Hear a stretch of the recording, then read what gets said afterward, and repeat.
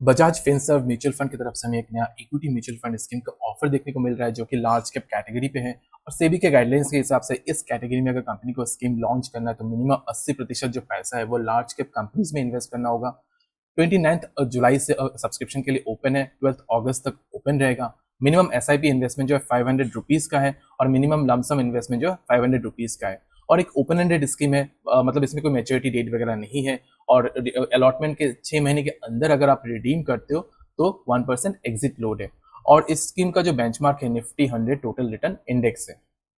Currently अगर आप NSC BSc stock exchanges को देखोगे तो उसमें हजारों कंपनीज हैं और हर एक कंपनी का जो अपना एक मार्केट कैप होता है। मतलब मान लीजिए कोई एक कंपनी है जिसका करंट शेयर प्राइस 100 रुपीज़ का है और उसका जो टोटल आउटस्टैंडिंग जो शेयर है वो 10 है, तो उस कंपनी का जो मार्केट कैप है 1000 रुपीज़ का हो जाएगा। और इस मार्केट कैप के हिसाब से जो है रैंकिंग होती है और रैंकिंग के हिसाब से जो टॉप 100 कंपनीज है उनको जो है लार्ज कैप कंपनीज कहा जाता है। और ये जो कंपनीज है डिफरेंट सेक्टर्स के हैं और अपने अपने सेक्टर्स के जो दिग्गज हैं। चलिए अभी जो हम समझेंगे कि कौन से कंपनीज है और कौन से सेक्टर से है। और निफ्टी 100 टोटल रिटर्न इंडेक्स जो है उसके पिछले पिछले कुछ सालों का जो रिटर्न है उसको समझने की कोशिश करेंगे। और हम देखेंगे कि अब जो करेंटली जो मार्केट में है जो इस थीम को लेके इस कैटेगरी पे जो है और कौन से म्यूचुअल फंड स्कीम्स अवेलेबल हैं। तो अगर सेक्टर को देखें तो करेंटली जो फाइनेंशियल सर्विसेज सेक्टर है उसको जो है सबसे ज़्यादा वेटेज मिला हुआ है।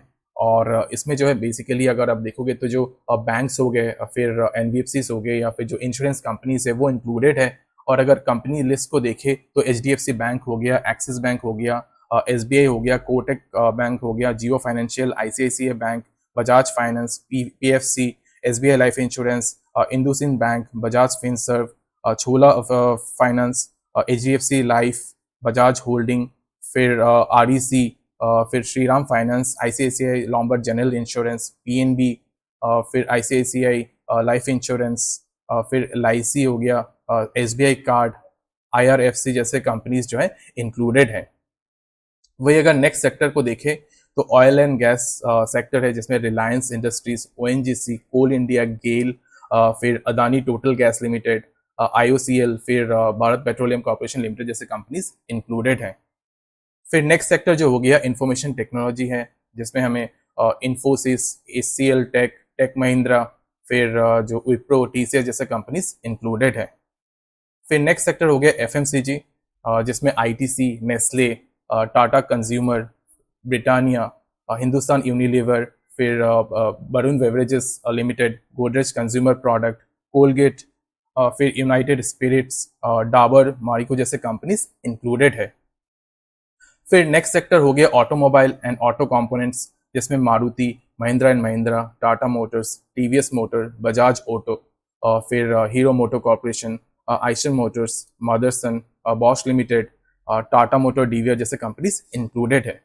फिर नेक्स्ट सेक्टर हो गया पावर जिसमें NTPC, Tata power, Adani power, Adani green, Adani energy solution, power grid जैसे कंपनीज इंक्लूडेड है।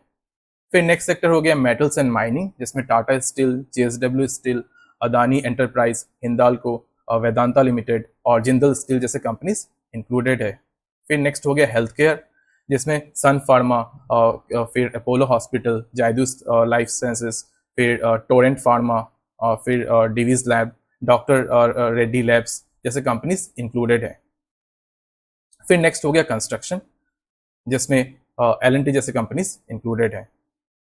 फिर हो गया कंज्यूमर सर्विसेज जिसमें जोमेटो, ट्रेंट, नौकरी, आईआरसीटीसी, डीमर जैसे कंपनीज इंक्लूडेड है। फिर हो गया टेलीकम्युनिकेशन जिसमें भारती एयरटेल इंक्लूडेड है। फिर आ गया कैपिटल गुड्स जिसमें बेल, एचएल, एबीबी, सीमेंस जैसे कंपनीज इंक्लूडेड है। फिर नेक्स्ट सेक्टर हो गया कंज्यूमर ड्यूरेबल्स जिसमें एशियन पेंट, टाइटन, हेबल्स और बर्गर पेंट्स जैसे कंपनीज इंक्लूडेड है। फिर नेक्स्ट आता है कंस्ट्रक्शन मटेरियल्स का जिसमें अल्ट्राटेक सीमेंट, ग्रासिम, फिर श्री सीमेंट, अंबुजा सीमेंट जैसे कंपनीज इंक्लूडेड है। फिर नेक्स्ट हो गया सर्विसेज सेक्टर जिसमें अदानी पोर्ट्स, इंडिगो जैसे कंपनीज इंक्लूडेड है। फिर नेक्स्ट हो गया केमिकल सेक्टर जिसमें पिडिलाइट, फिर एसआरएफ जैसे कंपनीज इंक्लूडेड है। फिर हो गया रियल्टी जिसमें डीएलएफ जैसे कंपनीज इंक्लूडेड है। तो इस स्कीम का जो बेंचमार्क है निफ्टी 100 टोटल रिटर्न इंडेक्स, तो उसके अगर हम रिटर्न को देखें तो पिछले एक साल का जो रिटर्न है 32.39 है, वही अगर पिछले 5 साल का कंपाउंडेड एनुअल ग्रोथ रेट देखें तो 17.38% का है।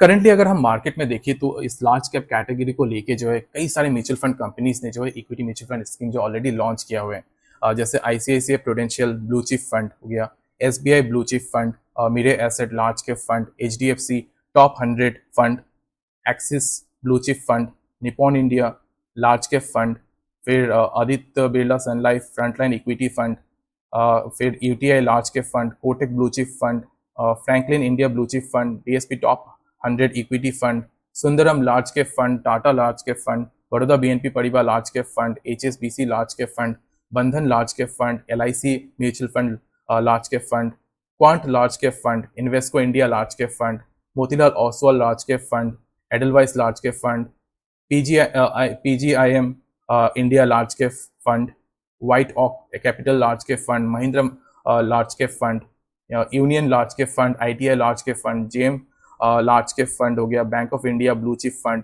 ग्रो लार्ज कैप फंड, जैसे ऑलरेडी इन म्यूचुअल फंड कंपनीज ने जो है ऑलरेडी इस कैटेगरी को लेके जो है स्कीम लॉन्च करके रखा हुआ है।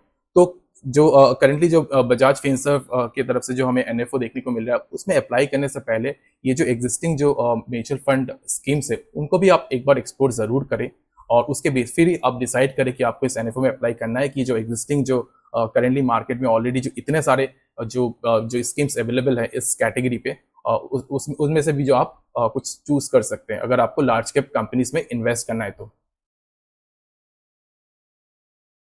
उम्मीद है कि इस वीडियो में जो अभी हमने डिस्कस किया उससे जो है आपको काफ़ी आइडिया लगा है इस पर्टिकुलर जो एनएफओ का है और ऐसे मज़ेदार इन्फॉर्मेशन पाने के लिए चैनल को सब्सक्राइब करना मत भूलें। Thank you.